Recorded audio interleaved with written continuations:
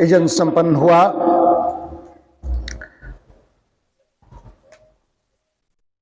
आज बात कर रहा हूं 19 वर्षीय देवव्रत महेश रेखे जी की, जो महाराष्ट्र के अहिल्यानगर में जन्मे पले बढ़े। उनके पिता भी प्रकांड विद्वान।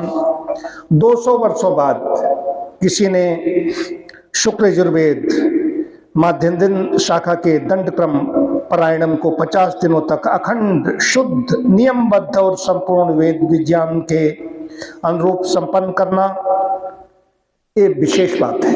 200 वर्षों बाद, 200 वर्ष पहले देवमूर्त नारायण शास्त्री देव ने किया था। उनको वेद मूर्त की उपाधि मिलती है जो इसका करते हैं।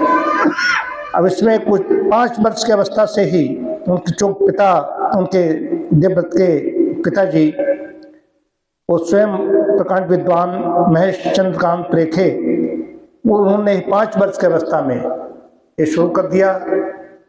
तो स्टेटमेंट मैंने सुना उनका, रेखे जी का, पूज्य रेखे जी का। तो उन्होंने हमारे चाहे क्यों काशी में तो स्पंदन होता है, ज्ञान तपोस्थली है, तप और साधना, और इसका स्पंदन वहाँ जिससे हमारा दिल धड़कता है वैसे धड़कन होती है वहाँ पर।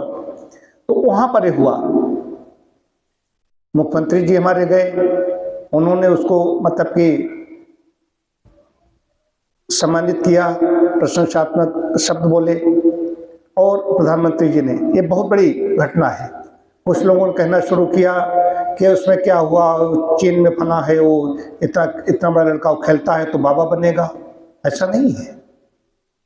ये इतनी बड़ी साधना है, उच्चकोट साधना है, तो उनकी समझ नहीं आ सकती।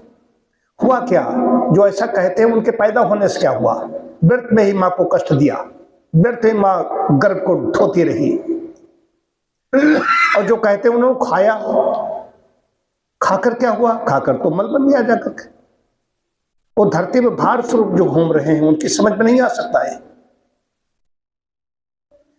जितने भी नासा से लेकर हमारे शंकराचार्य जाते हैं वहां पर, जो गणित है, ज्योतिष है, आयुर्वेद है, योग है, ध्यान है, समाधि है, ये लोग भी परलोक भी, सब कुछ उसमें खो जाता है। कि हमें अगर बोलना होता है, अगर मुझे इनके बारे में बोलना पड़ रहा है, रेखे जी के बारे में बोलना पड़ रहा है, तो सोचना पड़ रहा है कैसे 2000 मंत्रों को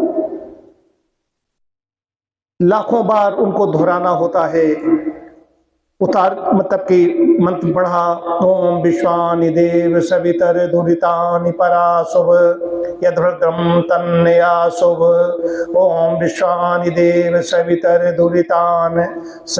दुरितानि ओम विश्वान। इस तरीके से हम तरीका नहीं बता पा रहे हैं, बता रहा हूं, उदाहरण दे रहा हूं। इस तरीके से वो लाखों बार बनता जा करके। लोग कहते इतने हजार मंत्र नहीं, इतने मंत्र नहीं, 2000 मंत्र हैं। उनको इस तरीके से कहाँ आगे गए, कहाँ पीछे आए, कहाँ आगे गए, कहाँ पीछे आए, इसकी बहुत बड़ी गणित है इस पारायण की। तो इस तरीके से उन्होंने किया, ये अपने में प्रशंसनीय है, गौरवान्वित होने के क्षण है हम सबके लिए। कंठ में रखा है। दक्षिण भारत को तो वैसे भी जो पूज्य ब्राह्मण हैं वही ब्राह्मण हैं, उन्होंने कंठ में वेद को रखा। यही श्रुति क्या थी? यही तो थी, सुन सुन करके। तो ठीक अगर देखा है, दूसरा कोई क्यों नहीं हो रहा है? ये विशेष बात है, विलक्षण प्रतिभा है।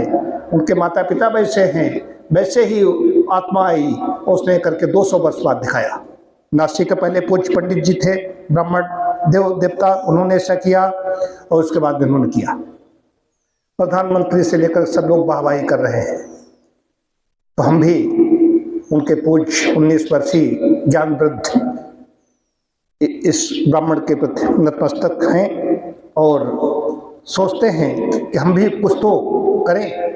जब देखते हैं तो क्या किया हमने? कुछ नहीं किया। कोसना पड़ता है, कुछ नहीं कर पाए। उनका इंटरव्यू है, उन्होंने कहा कि हमारे पूज्य पिताजी जो कुछ कहते रहे, माता पिता की बात मानते हुए चले जाओ, आगे बढ़ते हुए चले जाओ। आज जो कुछ हो अपने पिताजी माता पिता की वजह से। उन्होंने कहा ऐसा करो, मैं करता चला गया। यशस्वी होगा विश्व में। क्रिकेट में खेलने से क्या मिलता है?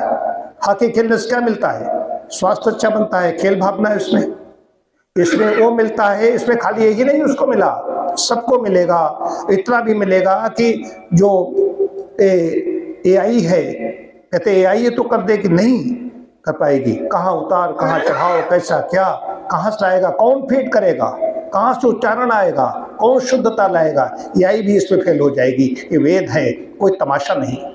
ओम शांति शांति शांति।